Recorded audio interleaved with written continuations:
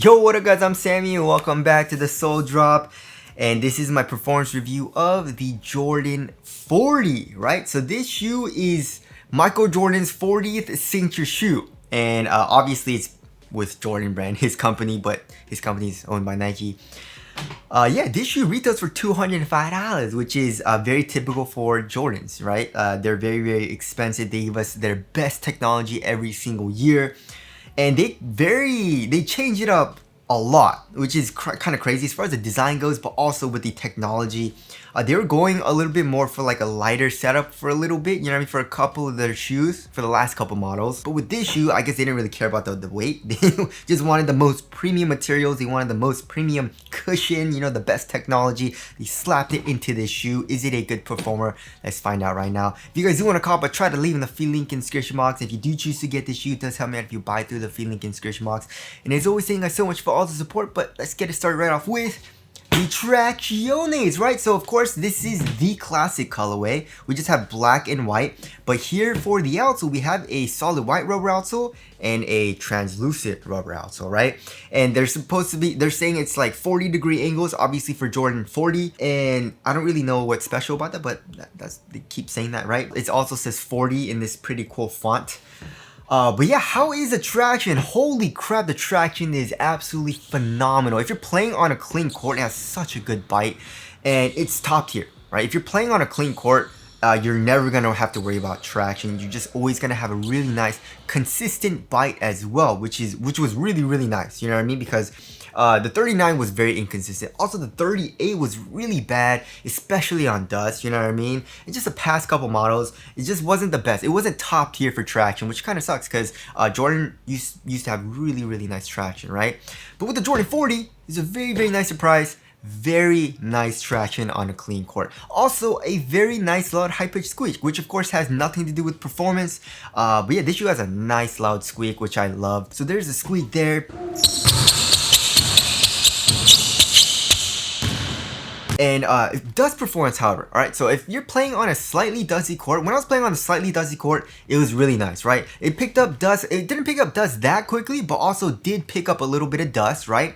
And then if I let a little bit too much dust build up, it would just slide around a little bit, right? It was never terrible. I never slid out, which was amazing because a lot of Jordan shoes, like the Jordan 31, right? The Jordan 39, right? Just, it would slide out, and I would slide out dangerously. I would fall, almost hurt myself. Not the best, right? But not with the Jordan 40. It would just slide around a little bit, just not have a great bite. And then once I wiped, I was good to go. I had amazing traction again. So slightly dusty court, if you don't mind wiping, and also again, it wasn't like frequent, it has really good performance on a slightly dusty court, right? But once I got to a very dusty court, to a moderately dusty court, it did pick up that dust pretty quickly, and it did start to slide around. It was kind of annoying, you know what I mean, because it did pick it up pretty quickly, but if I, you know, kept up with my wipes, it had really good traction, right? So yeah, not the best performance. You know, it wasn't biting through that dust too well on the moderately dusty court to the really heavily dusty court. So if you don't like wiping and you know you're playing on a really dusty court, this probably isn't the best option, right? But if you don't mind wiping, then you should be fine here in the Jordan 40. So overall, the traction performance on dust is actually really nice, right? And I actually did enjoy playing in the shoe even on a really dusty court, even though I still had to wipe, right? But didn't really mind it too much, right? As far as the durability goes, however, nope. First of all, this is a very, very expensive shoe. So I don't know why you would play with these on out there. You probably want to play with like a cheaper shoe, right? But also the grooves are really thin and the rubber is really soft. You have these really small like nub grooves, you know what I mean, on this traction pattern. So yeah, probably not the best for outdoor use, right? So yeah, the traction, very, very nice. Moving on to the heel to toe transition, also very, very smooth, right? So here in the heel, although it is caged in the back of the shoe, it still has a nice bit of compression here on the side. So it's not like super clunky or anything like that. And also we have a nice curved shape. So it felt nice here in the heel. And also my heel, when I was doing heel dominant strides, inside of the shoe, it was just digging into that foam, right? The ZoomX foam as well as the Zoom Strobo unit. So it felt really smooth and nice and also bouncy in the heel. Coming here to the forefoot, we also have a nice curved shape. And look at this, it's able to flex, right? It's a pretty stiff feel though. It has a very good torsional support, but here in the forefoot is actually able to flex if I put a good amount of strength into it, right? And also has a nice kind of like springy feel. So when I'm doing heel dominant strides on the court, it has a nice almost kind of springy feel, but also out of the first step, it felt pretty springy and explosive as well. So heel to toe transition, very nice, and also with the cushioning setup from the Zoom X as well as full length Zoom Strobel unit, that actually helped as well with the bounce. So moving on to the cushioning setup, the cushioning setup is freaking insane, right? So I was of course playing with this shoe as well as the Jaw 3, the Sabrina 3, right? The Sabrina 2, and the Jaw 2 is one, and stuff like that, right?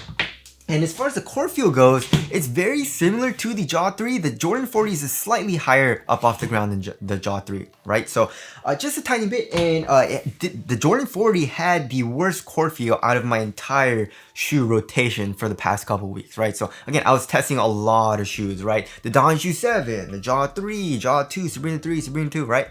So yeah, this one had the worst core feel, right? It's not terrible, however, but it doesn't have great core feel. But in place of that, you have crazy, amazing cushion. So yeah, that's what you're looking for if you want the craziest cushioning setup that you can get right now. I guess besides like the GT Hustle 3, then this shoe is it. You know what I mean? So again, it is using full length Zoom Strobel, right? The insole also, they're using the insole that they've been using in all their shoes with full length Zoom Strobel, right?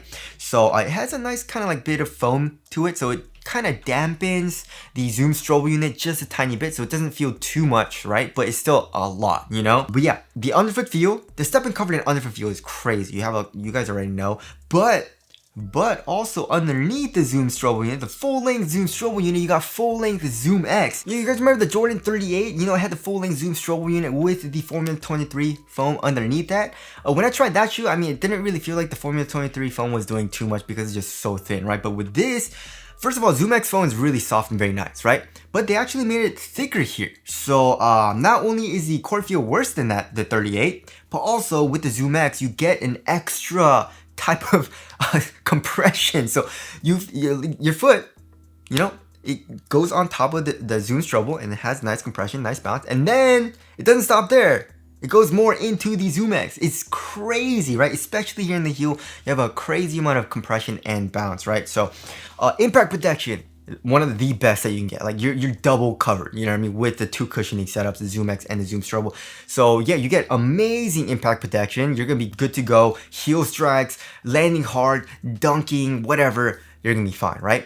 Also, it's extremely bouncy, right? It doesn't feel too mushy, right? Because of the Zoom Strobel unit, so I didn't feel like super slow, but at times it was a little bit too much, you know what I mean? So it's one of those cushioning setups where it's like sometimes I really want to feel that, you know what I mean? But also sometimes it's just like a little bit too much for me because I'm a guard and I like to feel a little bit lower to the ground and something a little bit more responsive, you know what I mean? So it all depends. You know what I mean? Like with this shoe, you just get a crazy amount of cushion. And I feel like if you want to get this shoe and you want to spend the $205, you're gonna have to want that cushioning setup every single time you play, right? So again, you're gonna get maximum cushion, maximum bounce, maximum compression, maximum impact protection from this cushioning setup. And if you like that and you want that every single time you play, this is one of the best options. Go ahead and get this, right?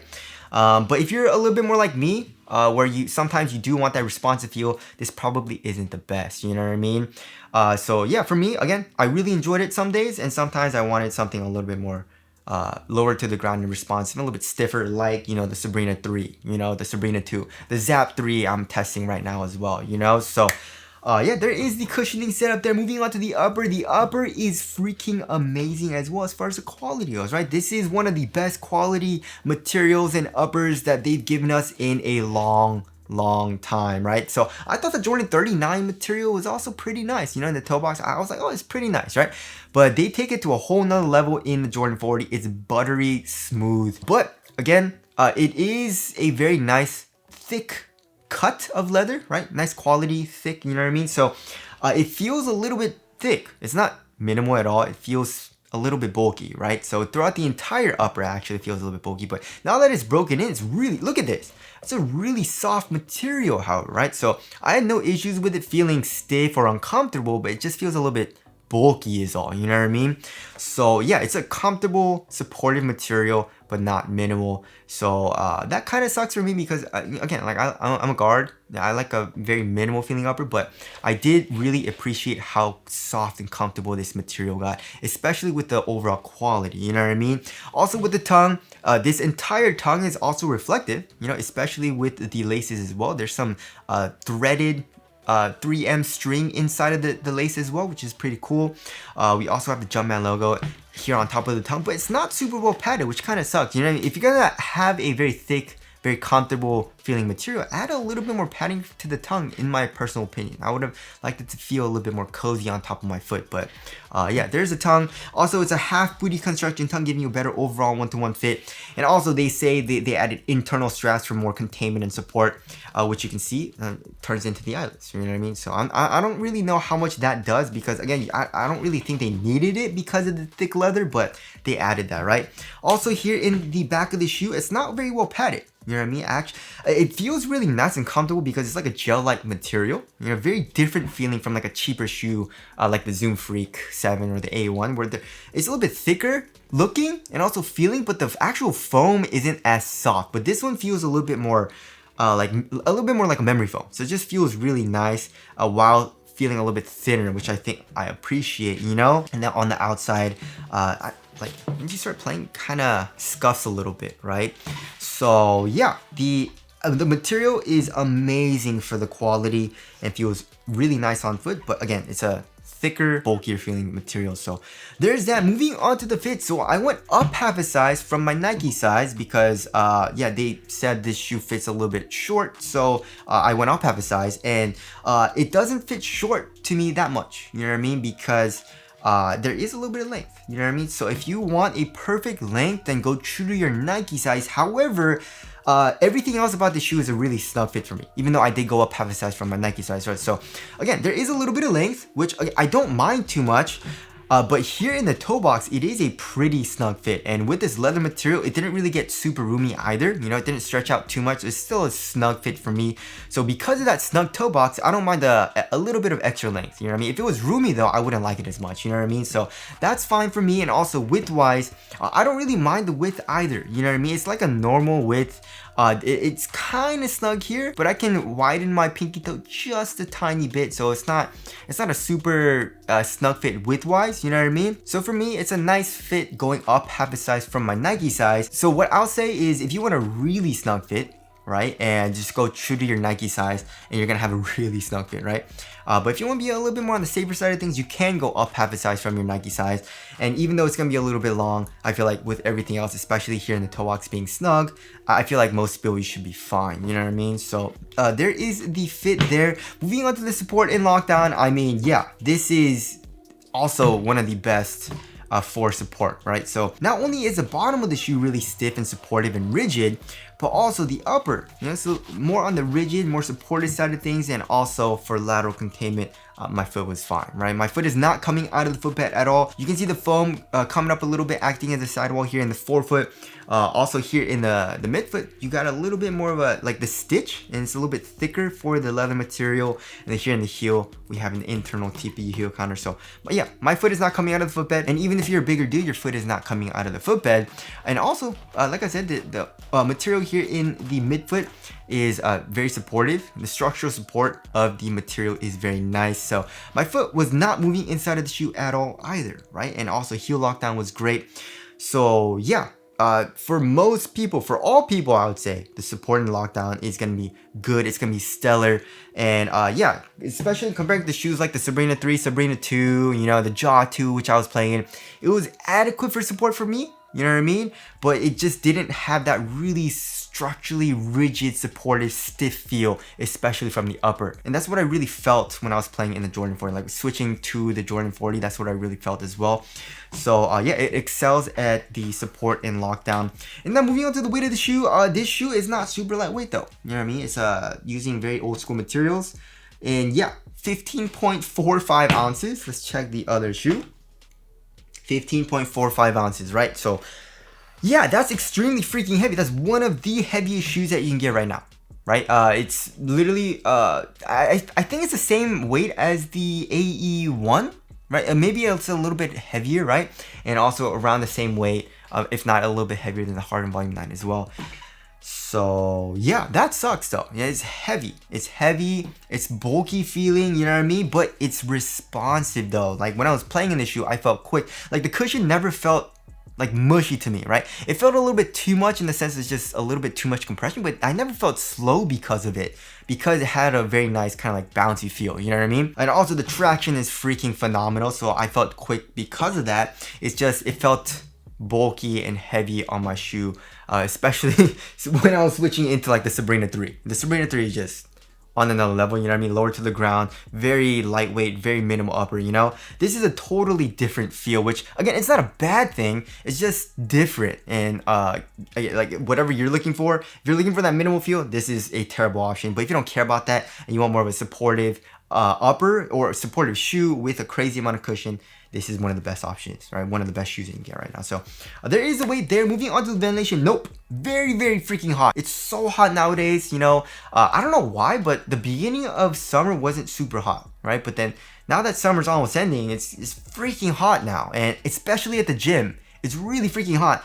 And my feet were burning in the shoe. So yeah, obviously there's no ventilation holes through this leather. There's no airflow. So yeah, very, very hot shoe. And moving on to the durability. Yeah, this shoe feels like it'll last a very long time because of the old school materials, because of this leather. And if you're not playing on an outdoor court, because, you know, this outsole doesn't seem very durable, this shoe should last you a good amount of time, right? There's not gonna be like any holes developing in this upper very quickly or anything like that. So yeah, that's a good thing about this shoe as well. And now moving on to the aesthetics, I absolutely freaking love it. It looks so good, right? I love the duality of the kind of like toe box, right? The different type of material here. And I'm very excited to see different colorways, you know what I mean? It kind of reminds me of the Harden Volume 1, you know, with that kind of like shroud a little bit. But yeah, it's just such a clean looking shoe. Also looks very good casually as well. And also, if you want a really comfortable shoe to just wear casually, this is one of the best shoes that you can get, right? And also, it doesn't look like a hoop shoe, right? It looks like a casual shoe almost, you know what I mean? So you can definitely rock this off court. So yeah, it's one of the best looking hoop shoes as far as like looks goes in his entire shoe line for the past couple years, you know what I mean, in my personal opinion. So tell us what you guys think of these aesthetics down in the comment section below. So wrapping things up, this shoe is amazing, right? But again, it's amazing in like a very extreme way because of the cushioning setup, because of the extreme weight, because it's really heavy, and because of the material is thick and a little bit bulky feeling, right? So for guards, I definitely feel that you can make it work though. Like again, I did enjoy playing in the shoe, especially when I wanted a crazy cushioning setup. I had a lot of fun playing in the shoe, right?